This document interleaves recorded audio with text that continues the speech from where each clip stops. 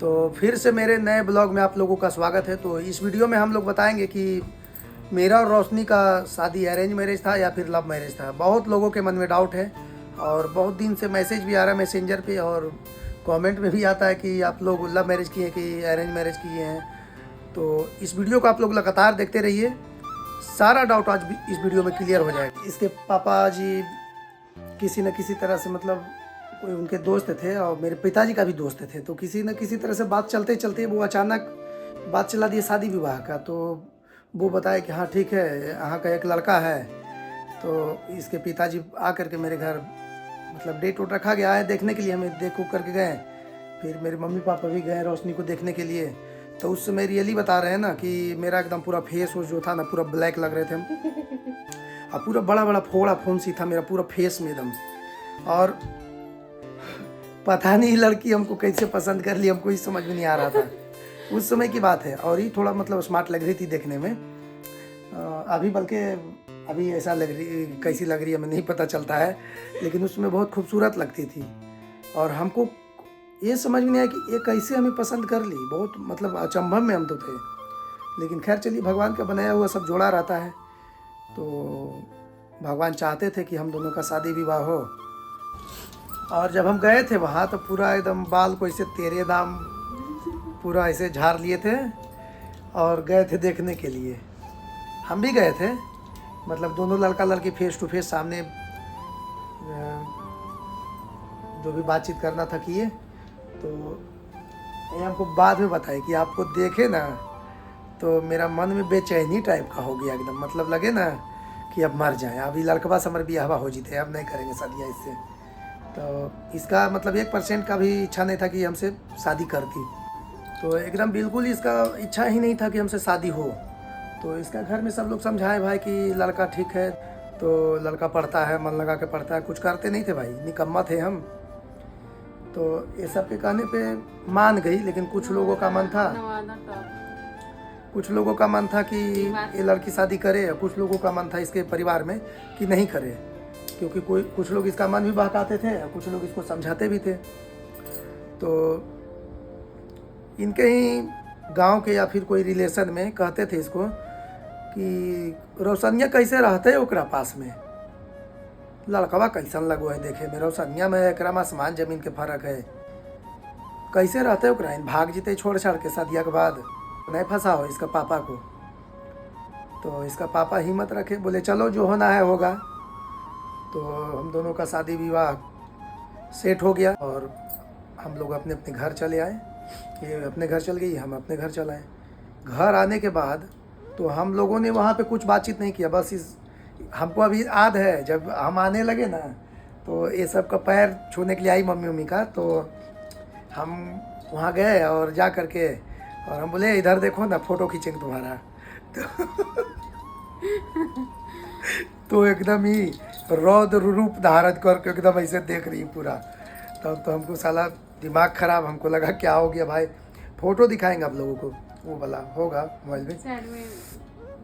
तो फोटो खींचे और खींचने के बाद फिर ये चली गई और हम लोग भी अपने घर चले आए। तो जो चले आए तो उसके बाद 3-4 दिन बाद दीपावली का समय था। तो ये मैसेज की हमारा मैसेंजर पे, पटना ये चली गई थी और हम घर पे थे अपने नवादा में। एयरपोर्ट पे बैठे हुए थे।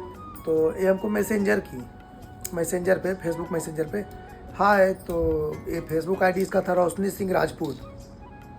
तो हम समझ गए कि वही तो है। तो हम लिखे हेलो। तो ये मतलब अपना पटनैया भूली नहीं थी, याद रख लेती। कहाँ हो तुम? तो हम बोले अरे भाई कहाँ हो तुम वाला क्या बोलती हो, तुम क्या होता है सब, उतना बोले ना। तो फिर उधर से लिखी सॉरी कहाँ हैं आप? तो हम बोले कि हम घर पे हैं।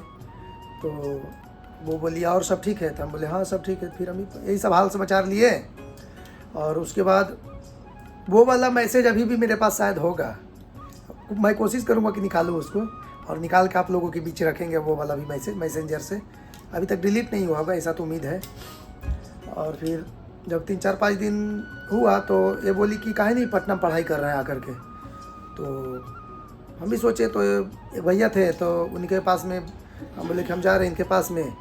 तो सब घर वाले भी बोले कि ठीक है चले जाओ। तो चले गए हम पटना। तो पटना गए तो उस दौरान में हम बोले कि आओ मिलना है तुमसे। तो ये बोली कि नहीं हमको नहीं मिलना है तुमसे। हम बोले अरे भैया तुम ताम क्या बोलते रहे। तो फिर हम बोले मोबाइल नंबर सेंड करो। तो इसके पास मोबाइल नहीं रहता था पहले, ये अपनी मम्मी का मोबाइल नंबर सेंड कर दिया हमें।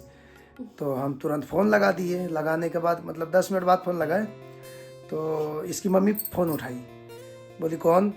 तो हम तो एकदम नर्वस हो गए, हमको समझ नहीं आया कि क्या बोले नहीं बोले। तो फिर हम फ़ोन को काट दिए, ठीक है। फिर उसके बाद फिर लगाए, हमको लगा साला फ़ोन जब कर दिए तो बात करना चाहिए हमें। तो फिर फ़ोन लगाए, फिर फ़ोन लगाने के बाद बोले कौन। तो हम बोले हम बोल रहे राजू। बोली कौन राजू, रखे फ़ोन, नहीं जानते हम किसी को। अरे भाई हमारा तो दिमाग ख़राब हो गया। तो फिर हम फ़ोन नहीं किए। तो फिर उधर से ही हम मैसेज किए कि मोबाइल मम्मी ली हुई थी। तो हम बोले कि हाँ हमें पता है कि तुम्हारी मम्मी ली हुई थी मोबाइल। तभी तो उधर से बोले कि रखे फ़ोन, हम किसी को नहीं जानते हैं। तो हमने फ़ोन काटा और हमें थोड़ा मतलब ख़राब नहीं लगा इसलिए क्योंकि सही बात है यार, किसी की भी घर में बेटी है तो फ़ोन करेंगे तो उसको बुरा लगेगा ही लगेगा ना। तो आधे घंटे बाद फ़ोन की ये लड़की नहीं, अब लड़की कहाँ है, मेरी वाइफ ने। तो फ़ोन करने के बाद फिर बोली कि कहाँ पे आना था। हम बोले कि हम पास में रहेंगे, जो तुम आ जाना कोई व्यवस्था हुआ तो इसके पास स्कूटी था। तो ये बोली नहीं आइए पटना जंक्शन के पास में। तो हमको देखा हुआ नहीं था, उसमें 2-3 दिन हो गए क्या, तो हमको पटना जंक्शन कैसे देखा हुआ रहेगा, पहली बार गए थे पटना हम। तो हम इसको बोले कि नहीं हमको नहीं देखा है, जो तुम आ जाओ बाईपास में। तो बाईपास में हिम्मत करके चल आई। जब चल आई तो हम गए पटना जंक्शन के बगल में एक है, कौन सा पार्क है, बुद्धा पार्क। तो उसी बुद्धा पार्क में हम लोगों ने बैठ करके आधा एक घंटा समय व्यतीत वहीं पे किए। तो वहाँ पे व्यतीत करने के बाद फिर हम लोग के बगल में एक रेस्टोरेंट है तो उसी में गए, नाश्ता पानी किए और फिर हम चल आए अपने रास्ते, वो चल गई अपने रास्ते। तो सोचिए पहले हम लोगों का बात नहीं होता था फ़ोन पे, ठीक है। उस दिन हम लोग मिले तो जाते के साथ ही लड़की फ़ोन की हमको, पर्सनल मैसेंजर कुछ नहीं, डायरेक्ट कॉल की। कॉल करने के बाद अभी बताएगी क्या क्या बोली थी, क्या क्या बोली थी बताओ।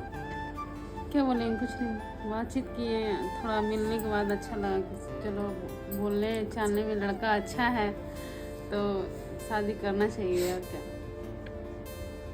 तो सोच लीजिए मिलने के बाद इसका मन चेंज हुआ जा करके कि नहीं अब शादी करना है तो इसी से करना है।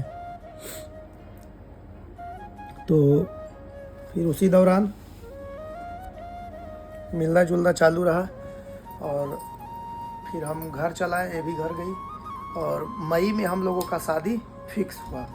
और 17 मई 2019 को हम लोगों का शादी कंफर्म हो गया। तो उसके बाद फिर हम लोग आए शादी विवाह करके। तो फिर ये चल गई अपने मम्मी घर, बोली कि हमें पढ़ना है।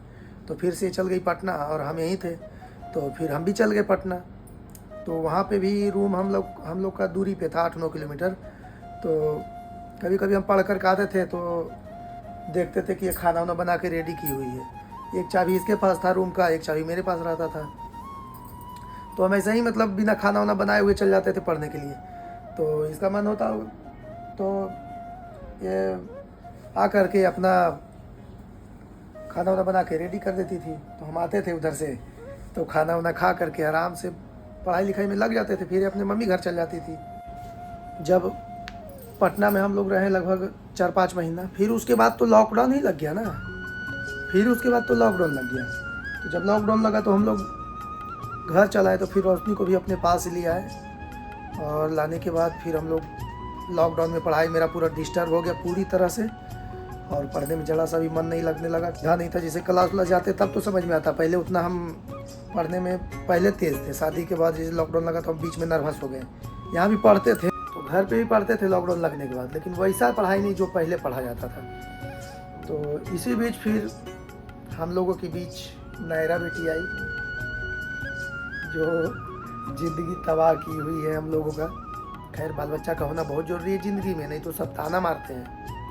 अरे फलनमा कभी 3 साल होला हो गए सदिया रे, अब एको को होला का है नहीं रे बचपा रे, कोई दिक्कत है कि तो इसलिए हम लोगों ने प्लान कर लिया था कि एक बच्चा पहले कर लेना है। तो नायरा बेटी आई और वो बहुत समझदार है बेटी मेरी, खैर उसमें कोई दिक्कत की बात नहीं है। तो इसी बीच हम पढ़ाई भी नहीं करते थे और कमाई भी नहीं करते थे, अपने व्यापार में भी इन्वॉल्व नहीं रहते थे। पिताजी मेरे भट्टे का काम करते थे,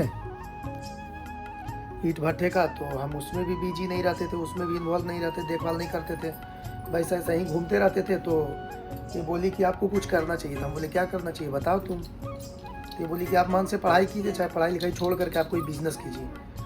तो हमको भी लगा नहीं यार सही बात है, उसमें कुछ करना चाहिए, क्योंकि कुछ दिन बाद नायरा का भी आगमन हो ही जाता।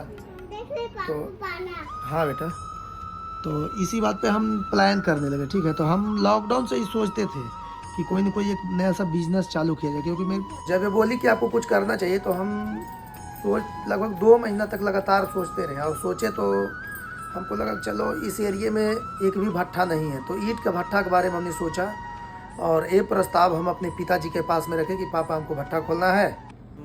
तो पिताजी भी सोचे, 1-2 महीना पहले सोचे, तो बोले कि चलो ठीक है लग जाओ, तैयारी में लग जाओ। तो पिताजी भी हमको बहुत सपोर्ट किए, मम्मी भी बहुत सपोर्ट की।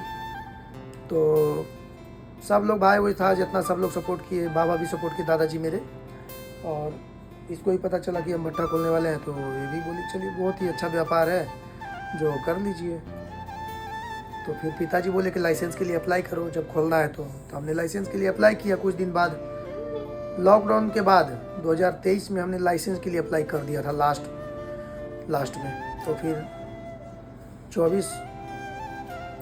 2024 में लाइसेंस हमको क्लियर भी हो गया और 2024 में हमने भट्ठा को खोल करके आराम से अभी हम लोग ये ज़िंदगी देखिए कितना खुशहाल ज़िंदगी जी रहे हैं। और हम लोगों के बीच में लगभग 5 साल होने वाला है शादी का इस वर्ष। क्या 5 साल से हम लोग पूरे आराम से लड़ते झगड़ते हंसते खेलते जैसा भी जी रहे हैं, लेकिन मस्त ज़िंदगी जी रहे हैं यार, रियली बता रहे हैं। पैसा मेरे पास बहुत कम है, बहुत ज़्यादा पैसा नहीं है, ठीक है, लेकिन फिर भी हम लोग आराम से हंसते खेलते कूदते हुए ज़िंदगी जीते हैं। लेकिन बस एक ही बात का हमको दिक्कत लगता है, इसको कहीं घुमाने आज तक नहीं लेके गए हैं कहीं बाहर, तो हमको बार बार चिढ़ाते रहती है। तो भैया चलो कोई नहीं, सब समय के साथ में सब चीज़ होता जाएगा। अब सोच रहे हैं कि कहीं का अगले वर्ष प्लान बनाएंगे कहीं लंबा टूर के लिए, जो 1-8 महीना आराम से घूमेंगे। ये जो ऐसा व्यापार है ना कि इस व्यापार में 1 महीने के लिए टाइम निकालना तो बहुत मुश्किल है, क्योंकि अगर 1 महीने के लिए चल जाएंगे तो साला व्यापार ही दिक्कत में आ जाएगी ना। तो सारा चीज़ को देखते हुए हम लोगों को घूमना भी है। अब घूमने की भी प्रक्रिया जारी रखेंगे, क्योंकि ज़िंदगी में कुछ नहीं है दोस्तों। पैसा कमाइए, ऐसा नहीं कमाइए, पैसा को कमाइए, लेकिन घूमते हुए अपना ज़िंदगी को एंजॉय करते हुए चलिए, ठीक है। और हंसते खेलते आप लोग सब अपना परिवार मिलजुल करके रहिए। तो अब आज का वीडियो यहीं पे समाप्त करते हैं। तो अब बता दे रहे हैं, हम लोगों का अरेंज मैरिज था भैया, लव मैरिज नहीं था, लेकिन इसको हम लोगों ने लव मैरिज में तब्दील कर दिया। ऐसा हम लोग कहानी बना दी है कि सब लोग को लग रहा था कि ये लव मैरिज है, था ना। हम लोग का अरेंज मैरिज शादी हुआ, सभी लोग के मन से हुआ है। मम्मी पापा, इसके गार्जियन, मेरे गार्जियन, इसका भी मन से हुआ, क्योंकि इसको भी हमने राजी कर दिया था मिलने जुलने के बाद। और तब वीडियो कहीं समाप्त करते हैं। तो वीडियो आप लोगों को कैसा लगा मेरी लाइफ जर्नी, तो वीडियो को लाइक कीजिए, सब्सक्राइब कीजिए, खूब शेयर कीजिए और बेल आइकन को दबाना बिल्कुल ना भूलिए, ताकि मैं आप लोगों के लिए आगे का वीडियो बना सकूं। बोलो। लाइक कीजिए, सब्सक्राइब कीजिए और हम लोग को सपोर्ट कीजिए कि हम लोग भी आगे बढ़ सके। क्योंकि भैया आपको हम बता दें कि हम कोई बड़ा यूट्यूबर नहीं है, ठीक है। तो आप लोग सपोर्ट करेंगे तभी तो हम भी आगे निकल पाएंगे, नहीं तो हम तो पीछे ही रह पाएंगे। मेरा तो कोई वीडियो देखता ही नहीं है, फिर भी हम वीडियो पे वीडियो बनाते जाते हैं। तो चलिए कोई बात नहीं है, आप लोग अगर जिस दिन चाह लेंगे कि इसको आगे बढ़ा देना है तो आप लोग बढ़ा देंगे। तो मिलते हैं अगले वीडियो में, तब तक के लिए जय हिंद, जय भारत।